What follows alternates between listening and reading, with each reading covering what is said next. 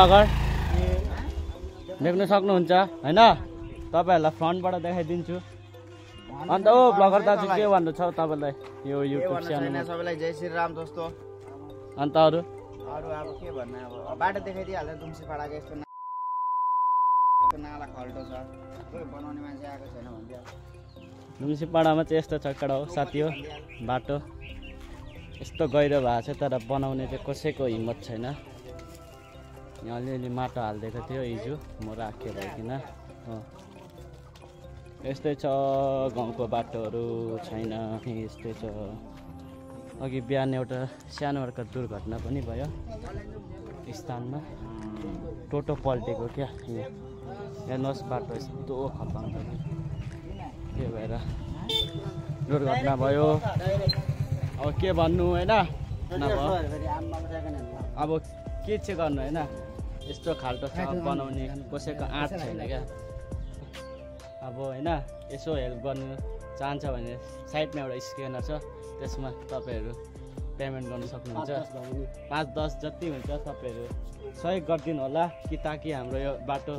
छिटोभन्दा छिटो बनियोस् होइन तपाईँहरू नै हेल्प गरिदिनु होइन यसो सानो मिठो दुम्सी पाडा भन्ने यस्तो डेन्जर छ कि जङ्गलमा जङ्गल पानीमा पानी बाटोमा बाटो हेर्नु सक्नुहुन्छ तपाईँहरू हेर्नु सक्नुहुन्छ तर यो चाहिँ काट्छु म तर हुनु चाहिँ हो गाइस होइन यस्तो यस्तो मान्छेहरू छ कि घर बाटो यताबाट छ घर हो बाटो बिग्रियो देखेर उताबाट जान्छ अब कस्तो भन्नु तर बनाउँदैन आँटै छैन बनाउने चाहिँ के भन्नु अब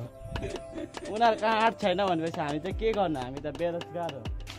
अब यस्तै छ होइन उनीहरू त नोट भएर के गर्नु सक्छ हामी चिल्लर हो चिल्लर के भ्यालु छैन क्या हाम्रो त गाइस अब होइन आठानी केरलामा गयो भने मात्रै यसो कसैले सोध्छ कि छैन हाम्रो भ्याल्यु होइन डेन्जर गरम छ अब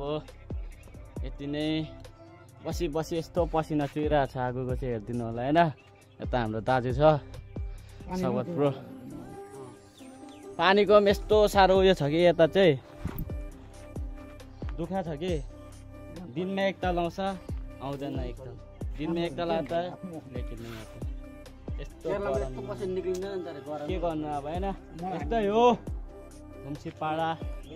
गाउँले जिन्दगीहरू होइन अन्त एन्ड गर्नेछु हेरिदिनु होला सबैजनाले किप वाचिङ गाइस यदि तपाईँहरू मेरो युट्युब च्यानलमा नयाँ हुनुहुन्छ भने लाइक सेयर सब्सक्राइब गरिदिनु होला ल गाइस आजको भिडियो चाहिँ यहीँ समाप्त गर्ने चाहन्छु म